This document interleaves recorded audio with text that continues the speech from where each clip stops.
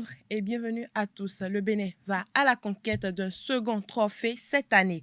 Après le trophée d'Antalya Coupe remporté par la sélection A en mars dernier, les écureuils juniors croisent les crampons avec les Nigérians ce jour au stade Séni Kountché de Niamey pour la finale du tournoi de l'Union des fédérations ouest-africaines UFOA B des moins de 20 ans. Une finale qui est synonyme de qualification pour les deux nations à la CAN Égypte Junior 2023. Quelques citoyens rencontrés dans la ville de Cotonou ont commenté le parcours de l'équipe béninoise et font des projections en ce qui concerne les chances du Bénin pour la finale. Je vais d'abord féliciter les U-20, l'équipe junior. Vraiment, j'ai suivi le match, je leur tire un coup de chapeau.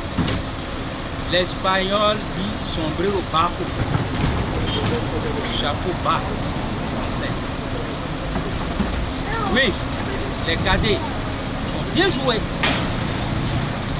Le sélectionneur a bien dirigé l'équipe.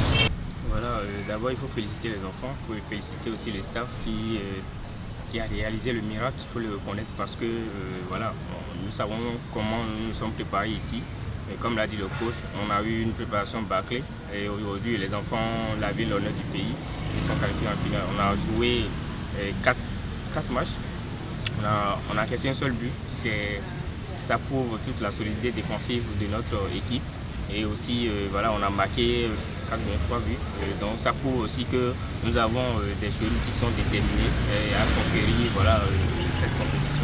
Aujourd'hui, on est en finale, on va jouer le Nigeria. Est-ce qu'on peut s'en sortir? Est-ce qu'on ne peut pas s'en sortir? Là n'est pas la question. Aujourd'hui, on est qualifié pour la CAN. C'est tout bénéfique pour nous. Il faut surfer sur ce qui a marché et corriger ce qui n'a pas marché pour pouvoir voilà, titiller cette équipe nigériane qui, ma foi, est pas favori pour décoller ce trophée. Mais il ne faut pas sous-estimer la détermination, comment dire, le courage de ces écureuils qui veulent écrire leur nom dans l'annale du football béninois. Et je crois que cette détermination peut impacter et peut aussi amener l'équipe béninoise à créer la surprise demain face au Nigeria. La finale n'est qu'un bonus, en tout cas le trophée ne serait qu'un bonus parce qu'ils ont déjà fait ce qu'on n'attendait pas d'eux. Après la CAN en 2005 organisée au Bénin, après la CAN 2013, le Bénin va rejouer une CAN junior en 2023. C'est déjà satisfaisant. Et les joueurs ont montré au-delà de cette qualification dans le jeu. On a vu contre le Burkina, ils ont montré qu'il y a de la valeur. Ils savent jouer au football. Le reste, ce n'est que du bonus et on demandera à cette équipe-là de jouer contre le Nigeria avec ses forces, de ne pas jouer avec complexe, de décomplexer et quel que soit le résultat, ils ont rendu fiers. Des nouvelles de la Super League Pro, l'association sportive de la vallée de l'Ouémé a dominé AS Cotonou au stade municipal d'Adjoun le mercredi dernier. Ils ont battu les hommes de la Caisse nationale de la sécurité sociale CNSS sur le score de 2-0. Suivez le compte rendu de Analdo. 2-0, c'est le score qui a sanctionné la rencontre entre ASVO et l'AS Cotonou, comptant pour la 16e journée de la Super League professionnelle au stade Omnisport de Adjoun. Victoire des hommes de l'Ouémé au détriment des Cotonois. Les deux équipes ont livré un match avec tous les efforts. La première période a été stérile en but. Les deux formations se sont séparées sur le score de 0 but partout. En deuxième partie, la chance sourit à ASVO. Peter Edema, qui a fait son entrée à la 52e minute, permet aux locaux de prendre l'avantage la minute après sur sa première balle.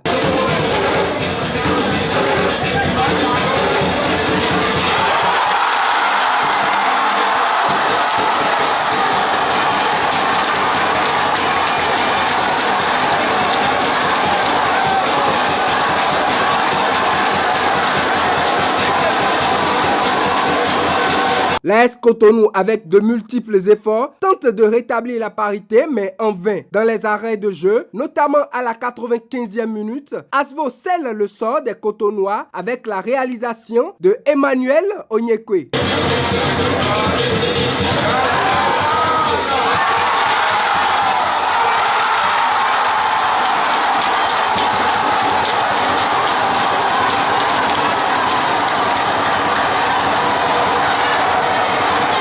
Le match va s'achever la minute juste après. Les Ouéménou décrochent les 3 points. C'est des sentiments de satisfaction.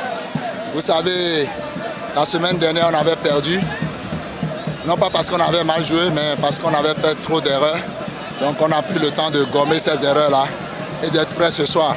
Et je crois qu'on avait en face encore du loup, un adversaire digne de ce nom. Mais à la fin des 90 minutes, je me sens satisfait, très satisfait du rendement de mes joueurs. D'abord, nous jouons face à un adversaire qui n'est pas des moindres. Et quand nous avons l'avantage, nous avons décidé de reculer un peu, histoire de conserver cet avantage. Mais à un moment donné, j'ai changé encore de stratégie, puisque j'ai vu que l'adversaire a profité de ce recul et nous appuyait. Donc j'ai changé de stratégie, ce qui a valu le deuxième but. Peter Edema, c'est le buteur de mon équipe. J'ai choisi de le mettre à la touche pour qu'il puisse récupérer un peu parce qu'il a enchaîné trop de matchs. J'ai choisi de le garder et je l'ai relancé en seconde partie. Et comme on le dit, c'était un choix qui a payé. Le ministère des Sports lance officiellement les inscriptions pour l'organisation des championnats scolaires et universitaires version rénovée. L'information est rendue publique à travers un communiqué en date du 17 mai 2022 signé du directeur de cabinet Ernest Guillaume Sossou. Les disciplines concernées sont le football, le basketball et l'athlétisme pour le championnat universitaire.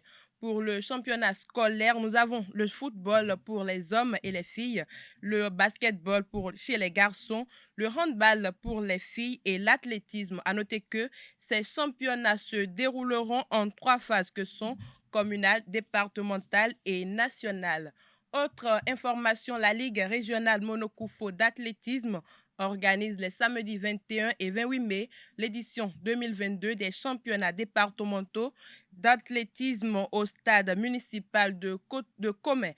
À l'accoutumée, des épreuves telles que la course, le saut en hauteur et en longueur, le lancer de poids et plein d'autres disciplines sont au programme de ces 2 jours de compétition. Les meilleurs athlètes distingués au cours de ces championnats régionaux vont représenter la Ligue Monokoufo aux prochains championnats nationaux d'athlétisme. Pour finir, la collaboration entre Samuel Eto'o et son secrétaire général de la Fédération camerounaise de football est terminée. Soutien de l'ancien capitaine des Lions indomptables lors de son élection à la présidence de la FECAFOOT, Benjamin Didier Banlock a démissionné de son poste. Dans un communiqué en date du mercredi 18 mai 2022, le numéro 2 de la FECAFOOT a soulevé ses griefs contre la gouvernance qui est faite à la fédération. Benjamin dit ne pas se retrouver dans le projet pour lequel il a soutenu le président de la FECAFOOT, Samuel Eto'o. C'est tout pour la page des sports de ce matin. Merci pour votre attention et à très bientôt.